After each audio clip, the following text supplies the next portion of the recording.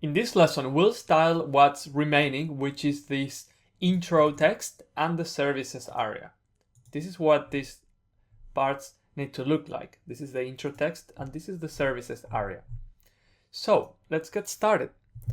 Looking at the HTML, you can see that the intro text has a class intro text. So we're gonna select that and start with our styling.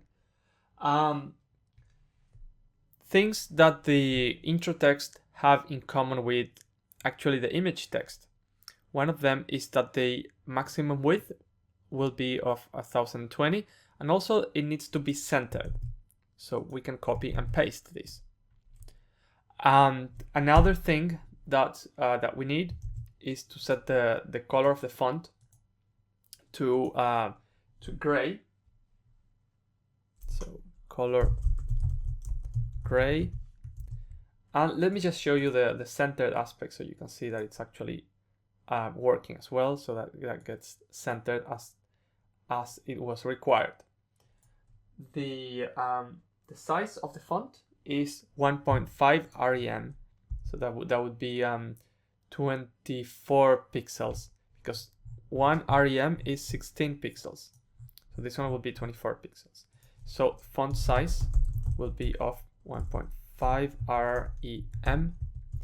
The text alignment needs to be centered as well, so we're centering the text as well as the container itself. And we need some padding on the top and on the bottom. As you can see here, there's some padding in that area. So if we inspect that element, you'll see that there's that padding in there. So let's include that padding then. Padding on the top is 50 pixels and padding on the bottom is 50 pixels. Now, there are a few things that are in common with this one, because we also need the 16 pixels on the sides. So we can actually make some changes so that we can reuse some of the code. Instead of having duplicated rules, we can say that there will be a class of that we can call something like centered container or something like that, and then we can style that class, because an element can have multiple classes. For example, this image text can also have the class centered container, or centered container. We'll use that same class for the intro text. And now we define that class before both, so that we can overwrite any property if we want. For example, if you set the max width here, you don't have to set it here. But if you wanted this area to have a different one, you could enter a different number, and that would take priority over the previous one.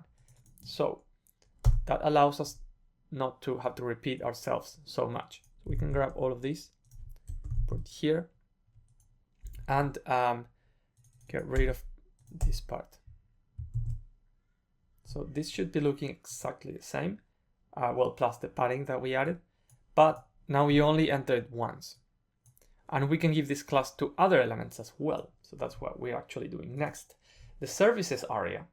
The services area also needs to have those same properties. It needs to be centered, it has a maximum width and whatnot.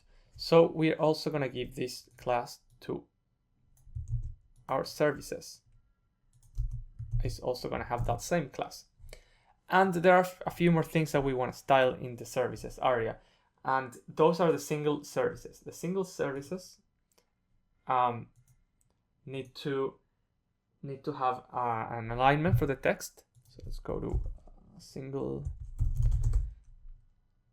service dot single service, because that's a single service class. Single service will have a text alignment of center, and it will have a margin in the bottom.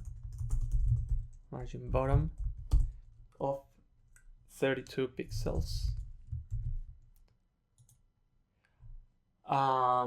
The other thing that we need is just some padding for the paragraphs themselves. That's just a minor thing that we need to add. Single service paragraph.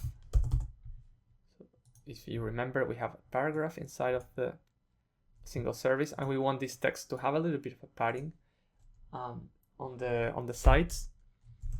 So padding 0 on the top and the bottom, and 16 on the left and right.